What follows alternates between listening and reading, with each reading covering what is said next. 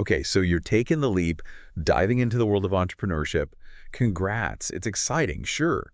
But also, let's be real for a sec, can feel like you're staring up at this massive mountain of, what do I do nows? Right? Which is exactly why we're doing this deep dive today, tackling Patrick Bet-David's Your Next 5 Moves. And what I think is really cool about this book, it's not your typical business plan stuff. It's more about you. Yeah. You, the entrepreneur, as the secret weapon. Exactly. And Bet-David knows a thing or two about unconventional paths. I mean, Yeah.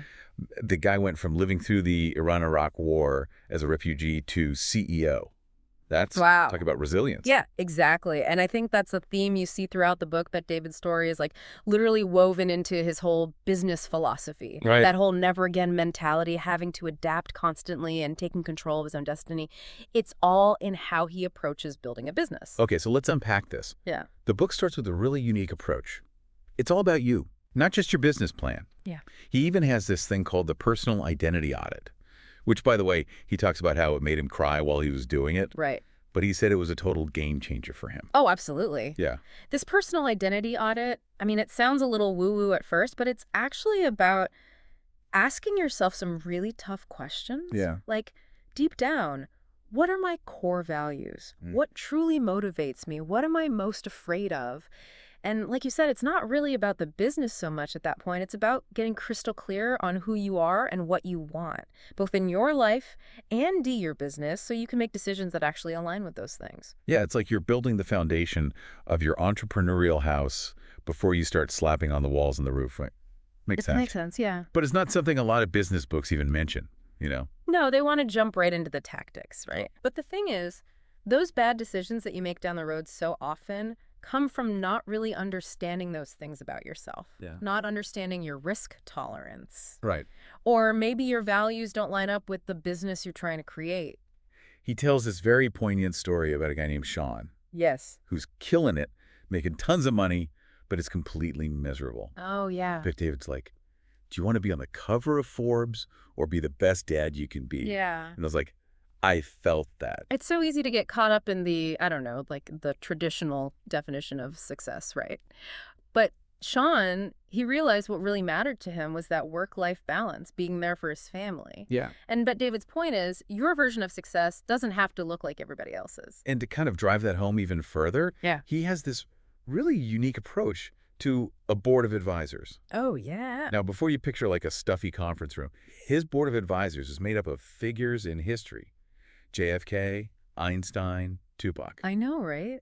It sounds crazy. But it's actually, I think, kind of brilliant. It is. It's very It's intense. like choose your own role models. Yeah. Even if they're from completely different fields, by asking yourself, what do I admire about them? What can their lives teach me about how I want to live mine? Yeah. You start to define your own values in a really cool way. Who would be on your board, I wonder? Ooh, that's a good question. Yeah. All right, so you've got this self-awareness, you know your why, but now you need a team Yes. to build this thing with, right? Totally. Bet-David's approach to this is, surprise, surprise, not conventional. Right. He says, forget just the paycheck. Yeah. You need to create this whole benefits program that goes way beyond the usual perks. It's more holistic, right? Way more holistic. Yeah. So he actually uses this example of a couple, Okay. Matt and Sheena, Yeah. that are on this company trip. Okay. They're in the elevator, and they have this huge blowout fight. Oh, And everybody's in the elevator, right? Super the awkward. worst. Yeah. And Bet-David, instead of just ignoring it, he jumps in, and he starts talking about his own struggles in his marriage. Wow. Real, vulnerable, honest moment. That's huge. And it completely changed the vibe of the entire Yeah. trip, basically. Yeah. Because it showed everyone, hey, even the CEO Right. has these challenges. Exactly. It humanizes you. He created this connection point. That's the thing. Vulnerability and authenticity, those are such powerful tools. Yeah. For leaders, especially entrepreneurs, because it's so easy to get stuck in that I have to do everything myself mode. Right. But building a team you trust means letting those walls down a little bit. Yeah, for sure. And speaking of that team, when it comes to actually building it, Bet-David has some interesting, let's say, counterintuitive hiring advice. Yeah. He specifically says to look for conciliaires. Okay, now that sounds a little intimidating. It does sound a little Godfather. Yeah, exactly. But basically what he means is you don't want to surround yourself with yes men. You want to build a team of trusted advisors who aren't afraid to poke holes in your ideas, who offer different perspectives, and challenge you to think differently. Yeah, it's like having your own personal board of directors, but for your business. Exactly. Right. He even talks about Patty McCord, who used to be the chief talent officer at Netflix. Oh, yeah. And she was known for calling out, like directly challenging CEO Reed Hastings. Interesting. And it actually made their working relationship stronger. Wow, that's amazing. Yeah, imagine that. It's about building that foundation of trust where, honest feedback is valued, Yes, even when it's tough to hear. for sure, for sure. So we're building this awesome, honest team. But David's also obsessed with speed and efficiency. Right, which every entrepreneur loves to hear, right? Let's be honest. Time is money, as they say. Yeah, exactly. So he uses this analogy of like a 1977 Ferrari compared to a 2017 Ferrari, right? The new one is going to be lightning fast because of all the advancements in technology and design, right?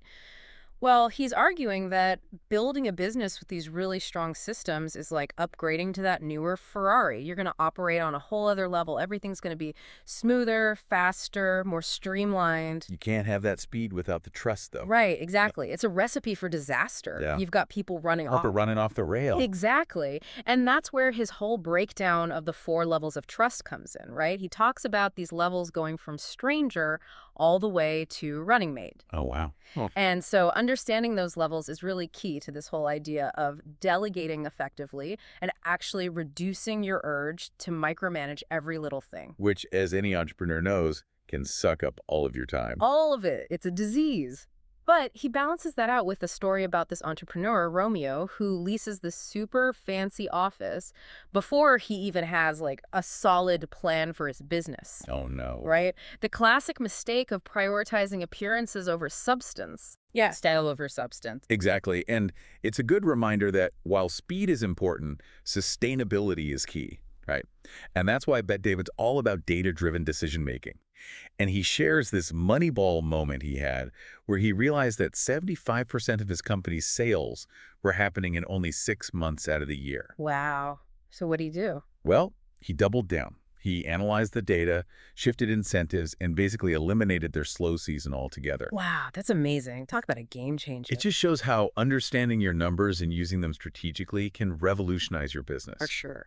And I think the key takeaway there is this isn't just about collecting data for the sake of it. It's about using that data to actually make decisions. Yes. To inform your strategy, your systems, your entire approach. Okay, now buckle up because Bet David gets a little out there on this next one. He actually encourages entrepreneurs to think like, wait for it, mobsters. Okay, before anybody listening freaks out, he's obviously not advocating for breaking the law or anything like that. No, not at all. Right. It's really about studying their strategic mindset. Yeah, exactly. And to illustrate this, he talks about this former mob boss, Michael Franzese, who had this high-stakes meeting where his life was literally on the line. Oh, wow. And Franzese attributes his survival to being insanely prepared. Like he knew everything going into that meeting, but also to being able to stay calm under pressure. Wow. And I think Bet David really expertly links this back to negotiation skills, which, as we all know, are so important for any entrepreneur. Oh, for sure. It's about understanding leverage,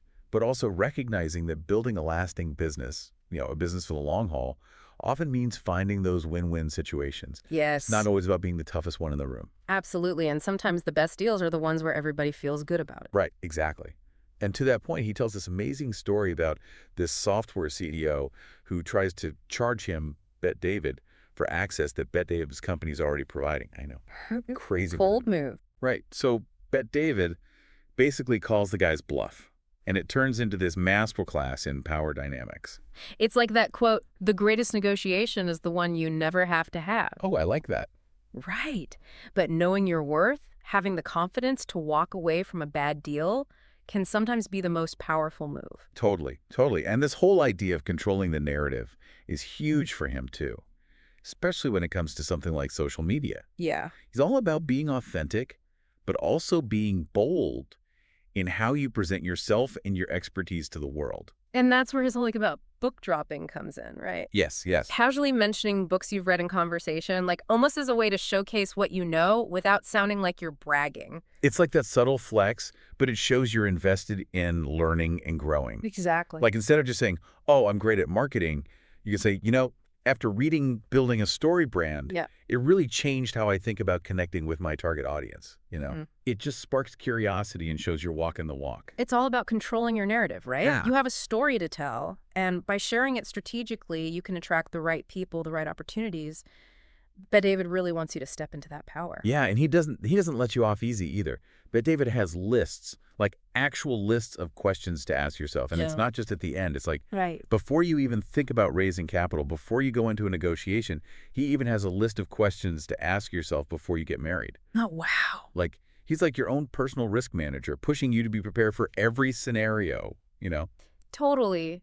He wants you thinking about the potential pitfalls Yes. and making those decisions that really align with your long-term vision. It's not just about the here and now. Yeah, it's almost like he's saying, like, don't just build a business, build a legacy. Yes. And he's not just talking about, a pile of money you leave behind either. It's about making a lasting impact, on the world, on your industry, on the people that you connect with. That's huge. It's a high bar for sure. But I mean, that's also kind of what makes entrepreneurship so exciting. Oh, absolutely. You have the potential to create something bigger than yourself. And he's not just talking about it, in this vague, inspirational way. I think he actually lays out concrete steps you can take, right? Like cultivating your influence, building strategic alliances, constantly pushing yourself to stay ahead of the game. He actually uses the phrase, he wants you to stay battle-tested, Yeah.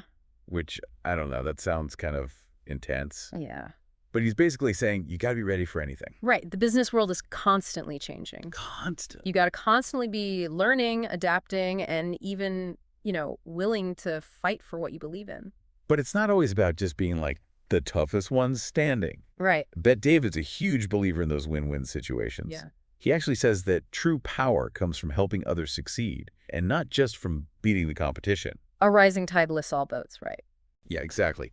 He tells this story about how he helped a friend negotiate a better deal with a software company, and he didn't have to do it. Right. But it was this very strategic move. And so by helping his friend, he was also building a relationship that could benefit him in the long run. Exactly.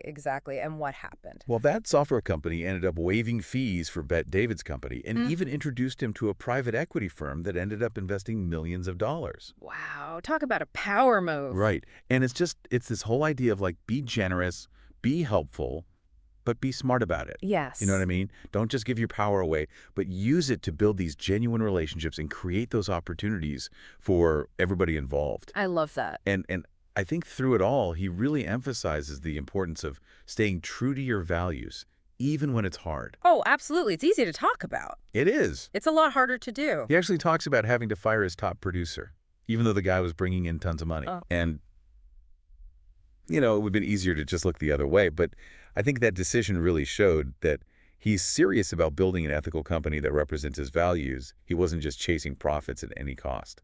It's so easy, especially as an entrepreneur, to get caught up in that whole numbers game. Right. But building a business that you're proud of means sometimes you got to make those tough calls. Yeah, this deep dive has been, I don't even know, Bet David is intense. Yeah. He's unconventional, but man, he's insightful. He is. I feel like we just got like this crash course in how to think differently about success. He's not giving you all the answers. No. But he's definitely giving you the tools to find your own. Yes. He's asking you to confront the tough questions, figure out what your motivations are, really define what your vision is for the future. Yeah. It's about building a business and a life that's uniquely yours. And he leaves us with this final thought-provoking question, which is, what matters to you most? And how are you going to make it matter to the world? So as we wrap up this deep dive, I want you to think about that. What's going to be your legacy? Yes. What are going to be your next 5 moves?